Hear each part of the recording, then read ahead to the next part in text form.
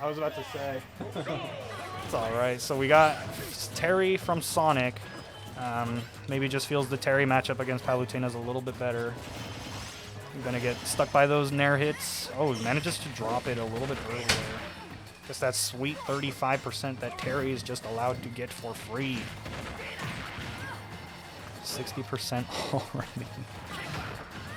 Nice catch. Gets the last hit of the Nair there. Gets him off with the back air. Oh. Down throw. Tries to go for the up air. Back air. Oh, doesn't quite connect.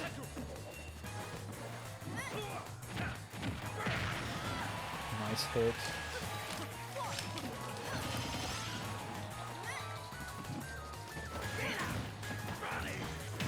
Oh, he really wants to stop. Gets the go now, though. That'll kill ya. Buster Wolf taking it there. Back air will take it right back in return. Even match here. Gets the drops the Nair, but catches it again. Up air on the platform. Up air again. Just things Palutena's allowed to do. So broken. Yeah. So broken. I'll tap as soon as I finish this baggage. No, you're good. Down forward throw, just wanted to get him off. Catches the last hit of the side B. Not getting the down tilt here. Giving the go to Terry here though. Power guys are now an option. Buster Wolf. Yeah, and that'll just take a chunk of your percentage. Wow. Okay. Great hit from Klad there. Challenging the Palutena right up there. And getting the stock for it. And gets to keep his go as well. And the power guys are doing just 30% just for free. Back air will take the stock though, so Klad didn't get too much percentage here. Oh, tried to go again. Gonna get punished for it now. I think that high recovery was a bait that time. What was that? I think that high recovery was a bait that time from Geofella. He's been seeing him do that all bracket. Yeah, those are the kind of things that you just kind of learn by watching. And then the important thing here is whether Klad will also notice it and just kind of switch it up at this point. But getting the go online, oh, but that will take it. Yep. Classic back air. Game 1 going to Geofella here.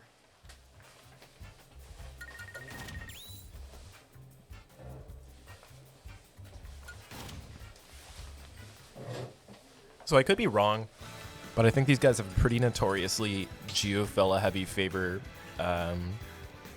win-loss. I'm pretty sure, at least in Ultimate, it was a different story for sure in Smash 4. But in Ultimate, I think Geofella definitely has had Klad's number from basically the beginning. From the beginning. Yeah. Going into Town and City here. And this is Klad's counter pick. So maybe thinking some Buster Wolves on the side. But again, this is just a stage where it's like, this is Palutena's like best stage, right? It's Yeah. like, this is 100% her best stage. Like, do you really want to be taking her to where she likes to go, right? Buster Wolf and Power Geyser. Power Geyser definitely. Power Geyser's not gonna be killing as early, but Buster Wolf will definitely be killing for super sure. fucking early on this stage. But like, look right here, 80%, right? This is kill percentage if Palutena gets the back air. Yeah. And like, Terry's a big boy. Terry's on the heavier side. no, It's he's like, pretty heavy. do you really want to be like giving that advantage? But we'll see if it plays out for him, because he's really close to the go. Yeah, this is kind of a scary percent range for sure for Palutena in this matchup. Yeah. Loaded too much. Tried to go for the Buster Wolf there, not getting it though. So it's just Palutena has a clear advantage in this matchup. That much is obvious. Yeah. But Klad and his characters are all kind of wild cards, you know? Like Geofella can be outplaying him the entire game and then just get, you know, something random, right? like up tilt Buster or Power Geyser, or like, you know, jab 1-2, Buster Wolf, and then he just dies, right? Yeah. And he knows that. That's why he's playing so safe. But oh, tries to get the drag down. Yeah, that power guys are nice. You called that out. You really called that out. Yeah, I mean, that's just like, that's Terry in a nutshell. Yeah, for sure. But Klad lives for that shit. He loves these crazy like burst options. Like he just goes for them, regardless of whether or not he's playing Terry or Kazuya or Sonic the Hedgehog. Like he will just go for like the crazy. I'm gonna run backwards and read your soul and forward smash you and you're gonna die, or fucking Buster Wolf you and you're gonna die. This is not a good spot for Geofella. Klad taking this really hard here too, and just up an entire stock. Up an entire stock. This is looking really good for Klad here. The counter pick working in his favor. I mean, obviously you're still dealing with Palutena, right? For so sure. It's like, if you get caught by the Nair, right, that's like, what, 60%? Especially on a, I'm not going to die. Okay, wow. Yeah, it's a high blast zone. If this was not town, he might have died. Yeah. But that will take it. Yeah, that's definitely going to snag it. I don't know about you, but I love seeing those. Those are always so funny to watch. All right, getting in 1-1 here now. Going to be Geofella's counter pick. You're thinking me maybe see the Rob or no? Do you think he'll just stick to Palutena? I think he's going to stick to Palutena, but if he goes down, I think he will switch. Geofella will switch if he goes down like 2-1. If not, I think he'll definitely just stay on his Palu. It's been playing well today, and it's been playing well today. He knows that he has a winning matchup, and he knows that he knows how to play against Klad, especially as well. Losing one game isn't gonna throw his mental off that much. Or at least I would hope not, right? I mean, he's a pretty momentum-based player for sure, like Jim Rude said earlier. Like that much is absolutely true. But I think that it's like there are characters that Geofella is scared of, and there are characters that Geofella is like, yeah, you're annoying, but like, I'm not gonna completely play differently to avoid you. Right.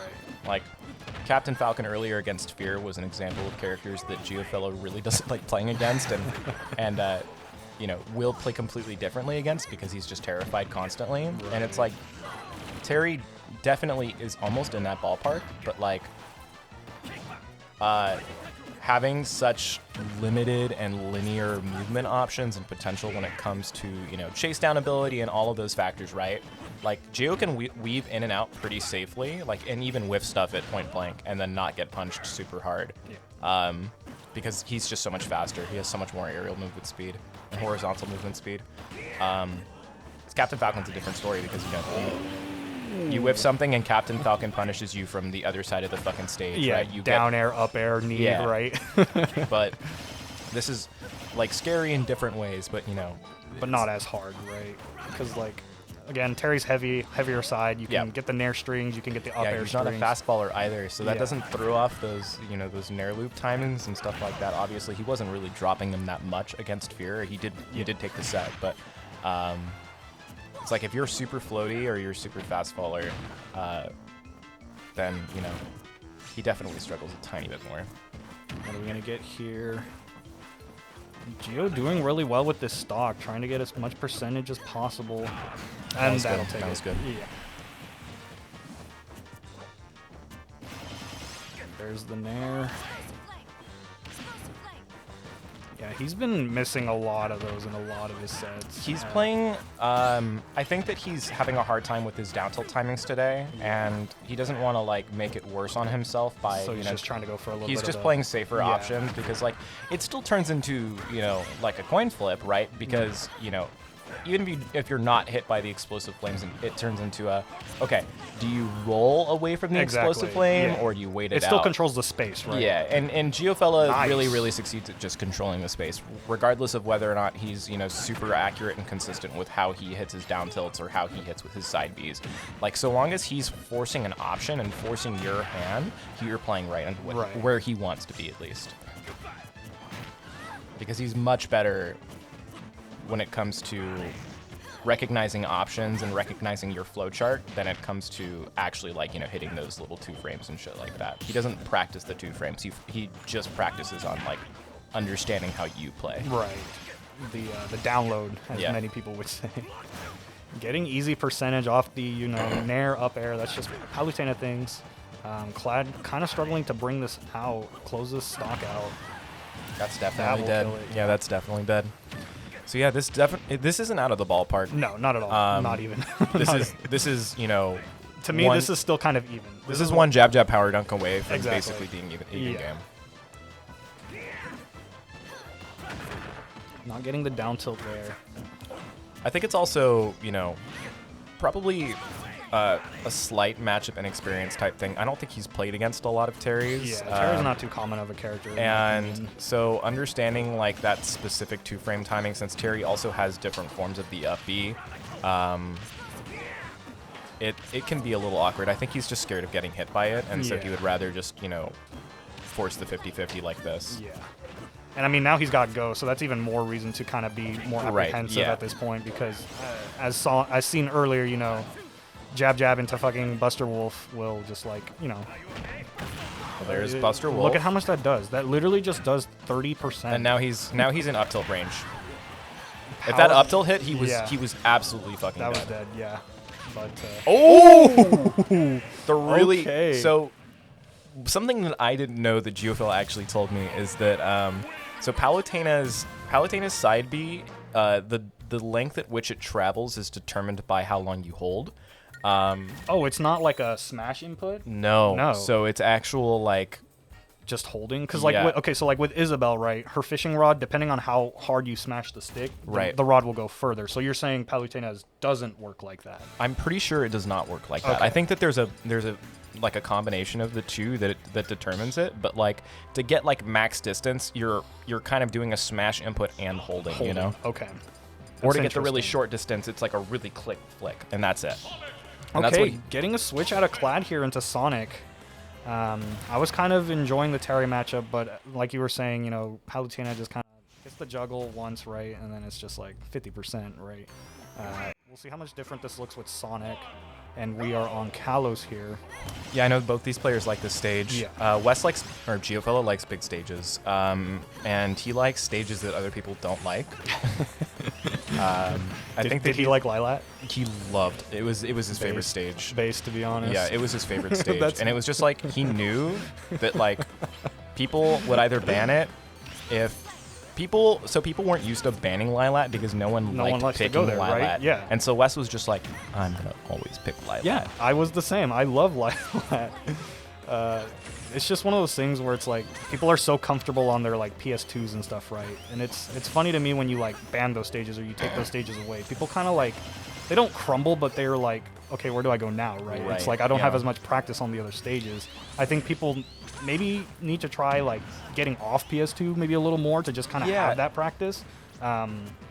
I'm pretty infamous for always striking. I never agree to PS2 ever. So I like to agree to PS2 because I play Robin, and that stage is really fucking broken for Robin. And you know, my other characters do fine on that stage too. So I'm personally fine with it unless it's a Mario. I'll ban it if it's a Mario. If it's not a Mario, I don't really care. And in general, like I'm usually fine in playing on most stages. I don't like Smashville. I love Smashville. I don't like Smashville. And I don't like Lilat, but I also play characters that had a hard time with that ledge.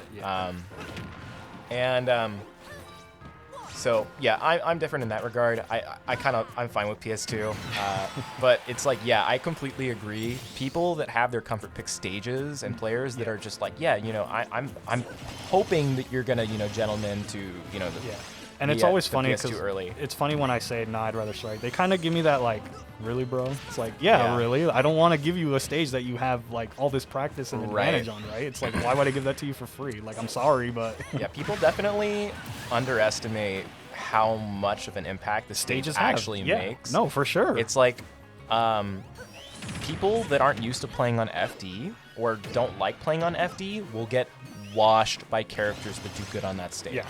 Oh, I love going to FD. And it's just so polarizing. Like it's a neutral pick, right? As it is in the starters, but like that's such an. I would argue that that Final Destination is the least neutral stage in like the entire stage I think list. it's the least neutral in my opinion, but I think it's also something that needs to be there. Oh, to yeah, just kind of like, I agree. Because like I think you were running a stage list where both Small Battlefield and PS2 were neutral, and I was like, okay, well, I have to ban both of them if I don't want to go to either of them. I know there's subtle differences between them, right? But like to me, FD needs to exist as a like flat stage for people who like flat stages, right? But it's still, like, you know, I mean, I do agree that it's like it's the least neutral of the neutral stages, but I think it's like a necessary evil is the best way I would put it. Yeah, and it's always kind of been a necessary evil, but it's like one of those stages where it's like, ah, man, you know, like for Melee, right? Yeah. Melee where there's no bans outside of Game 1, right? It's just MDSR. Yeah. Or, no, it's not MDSR, it's full DSR. Yeah, it's DSR. And it's like, damn, you know, you get put into a position like against a Marth player where they get fucking, you know, Final Destination and there's nothing you can do about it. And then it's just like, you know, this is just like a game that you have to concede playing completely in disadvantage. And that's what I don't like about it. I think that, you know, it is a necessary evil in some aspects, but I don't like that it can create such an environment where it's like, wow, it's like, this is really a counter pick. Like it really just changes the entire way the game is played. Because this is a platform fighter, right? Exactly. And that stage is not a platform And that's fighter. not even to mention just characters who perform so well on these flat stages with like people with projectiles. It's like, where are you going to run? You can't go on the platforms. There are none, right? So it's like but I mean, yeah, I'd rather have it in the neutral than have both like PS2 and Small Battlefield. Yeah, I mean, it was kind of just like Small Battle. I really wanted to experiment with having FD as a counter pick because I think that it is a counter pick. Like I do think that's the way it feels to me. I But would there's just not an alternative, unfortunately, right now, and probably never now that we know everything that's going to be in the game unless they drop something random, which isn't going to happen.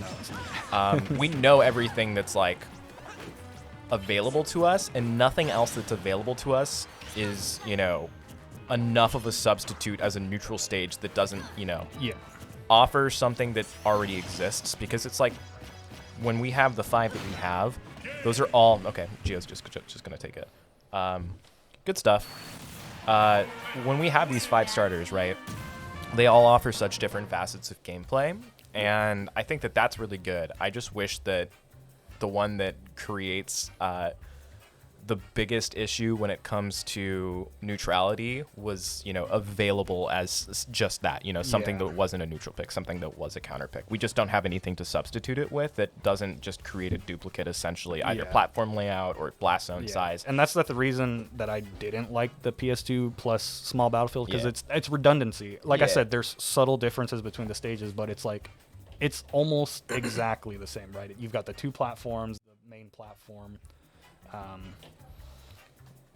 Wait, did they? Geofella